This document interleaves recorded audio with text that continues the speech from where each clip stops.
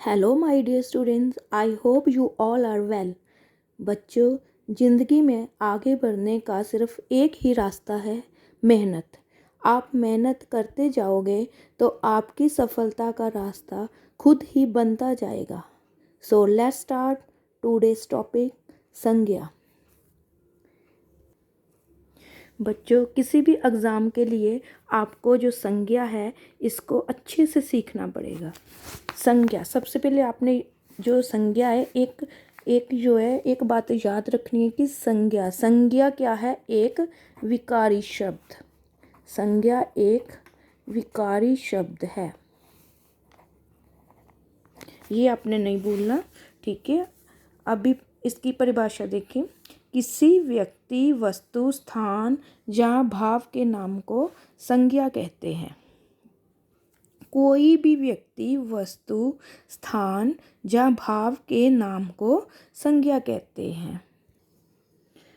बच्चे, सबसे पहले जो संज्ञा होती है वो क्या होती है? संज्ञा होती है नाम वाले शब्द। नाम वाले शब्द। आपने ये बात अपने माइंड में हमेशा रखनी है, जिससे आपको इसकी जो परिभाषा है वो भी याद आ जाएगी कि संज्ञा क्या है। संज्ञा है नाम वाले शब्द। कोई भी नाम हो, कोई भी, जैसे आप अपने रूम में बैठे हो, आप आसपास देख रहे हो, आपके आसपास क्या है? कोई भी पंखा है, कुर्सी है, मेज़ है, ठीक है। आपके घर में कौन है? ठीक है, दादाजी है, दादी जी है, मम्मी है, पापा है, और भी आसपास का जो भी किसी भी चीज़ का जो नाम है वो क्या है? संज्ञा। कोई भी नाम किसी भी वस्तु का हो सकता है, ठीक है। किसी भी प्राणी, वस्तु, किसी भी शहर का नाम हो सकता है। मेरा नाम, आपका नाम, ठीक है। तो कोई भी नाम, कोई भी नाम वाला जो शब्द है वो संज्ञा है। इसलिए इसी की परिभाषा क्या आएगी? सबसे पहले संज्ञा की परिभाषा, किसी व्यक्ति, वस्तु या स्थान, किसी व्यक्ति, वस्तु, स्थान या भाव के नाम को संज्ञा कहते हैं। जैसे आम, दिल्ली, सुंदर, मोहन आदि। आम, ठीक है। आम भी एक, आपको जैसे पता है, ये एक फल का नाम है। दिल्ली शहर का नाम है। सुंदर क्या है? ठीक है, सुंदर एक भाव है। तो मोहन भी नाम है। तो ये सारे शब्द क्या हैं? संज्ञा। हाँ जी बच्चे, संज्ञा के कितने भेद हैं? प्रयोग के आधार पर संज्ञा के 5 भेद हैं। जैसे व्यक्तिवाचक संज्ञा, जातिवाचक संज्ञा, भाववाचक संज्ञा, द्रव्यवाचक संज्ञा, समूहवाचक संज्ञा। और आपने इसको याद कैसे रखना है, ये मैं आपको ट्रिक बताती हूँ। जैसे सबसे पहले आपने ये पांचों नाम जो है याद कर लेने हैं। जैसे व्यक्ति, जाति, भाव, द्रव्य, समूह। व्यक्ति, जाति, भाव, द्रव्य, समूह। आप ऐसे 2-3 बार इसको ऐसे लर्न करोगे तो आपको ये भूलेगा नहीं, ठीक है। व्यक्ति, जाति, भाव, द्रव्य, समूह, 5 हो गए। तो क्या आएगा? व्यक्तिवाचक संज्ञा, जातिवाचक संज्ञा,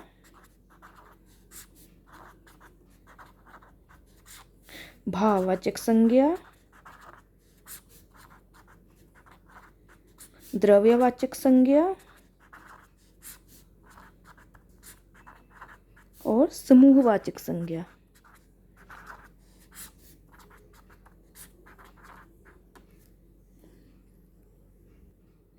हाँ जी बच्चे, किसी भी एग्ज़ाम में ये क्वेश्चंस जरूर आते हैं। संज्ञा के कितने भेद हैं? तो संज्ञा के 3 भेद हैं। जैसे व्यक्तिवाचक संज्ञा, जातिवाचक संज्ञा, भाववाचक संज्ञा। और प्रयोग के आधार पर संज्ञा के कितने भेद हैं? प्रयोग के आधार पर संज्ञा के 5 भेद हैं। व्यक्तिवाचक संज्ञा, जातिवाचक संज्ञा, भाववाचक संज्ञा, द्रव्यवाचक संज्ञा और समूहवाचक संज्ञा। एक क्वेश्चन जो ऑलमोस्ट सभी एग्जाम्स में आ ही जाता है।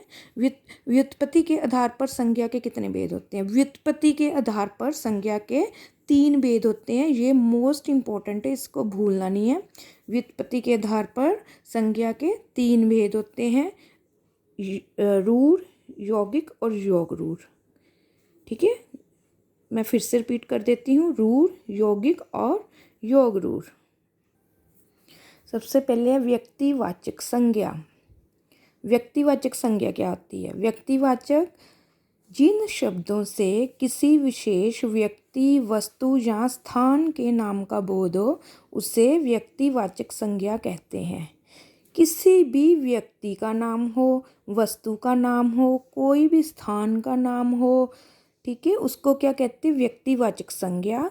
जैसे कोई व्यक्ति का नाम ले लो, राम, सुरेश, मीना, कोई अपना नाम, मेरा नाम, कोई भी नाम, व्यक्ति का नाम, ठीक है, वो क्या है? संज्ञा, व्यक्तिवाचक संज्ञा। कोई वस्तु का नाम हो गया, जैसे अलमारी, कार, घर, कोई भी वस्तु, मेज, आपके पास में जो भी पेन है, कोई कुर्सी है, ठीक है, मेज, कुछ भी। आगे स्थान का नाम, किसी भी बच्चे स्थान का नाम, जैसे दिल्ली, पंजाब, कुरुक्षेत्र, ठीक है, हरियाणा, कोई भी स्थान का नाम, वो भी क्या है? व्यक्तिवाचक संज्ञा। दिशाओं के नाम, उत्तर, पूर्व, दक्षिण आदि।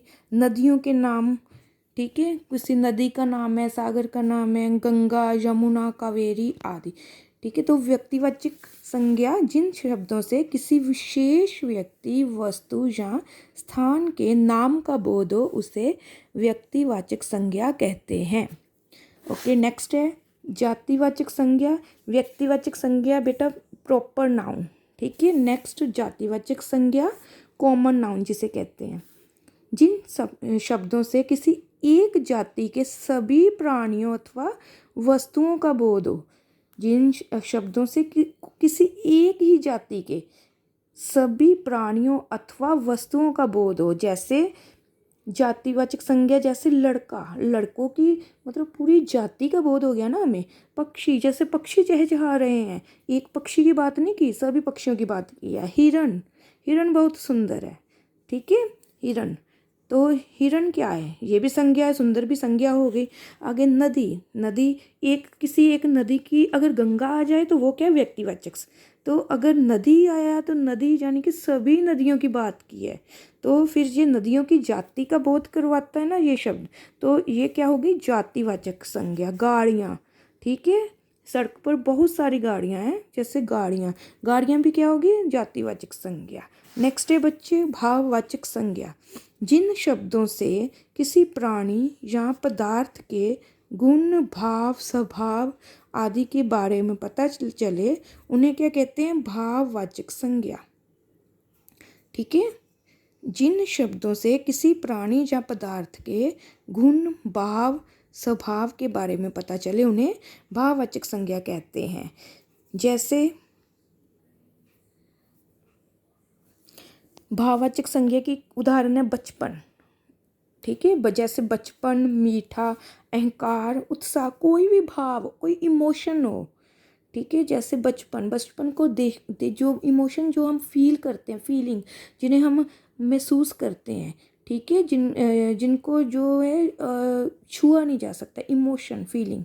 बचपन, मीठा, आम बहुत मीठा है, अहंकार, अहंकार ना करो, उत्साह, ठीक है, बच्चे बहुत उत्साहित थे, जहाँ उत्साह से काम, हमें बहुत उत्साह से काम करना चाहिए, ऐसे करके। आगे नेक्स्ट है समूहवाचक संज्ञा, ठीक है, इसको कलेक्टिव नाउन बोलते हैं, समूहवाचक संज्ञा।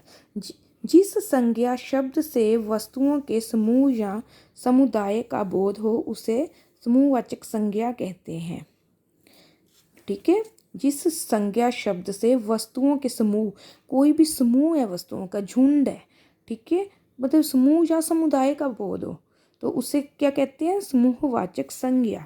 उदाहरण कक्षा, जैसे कक्षा, कक्षा में बहुत सारे विद्यार्थी होते हैं, ठीक है, तो वो समूह है एक बच्चों का, तो कक्षा, कक्षा शब्द क्या है?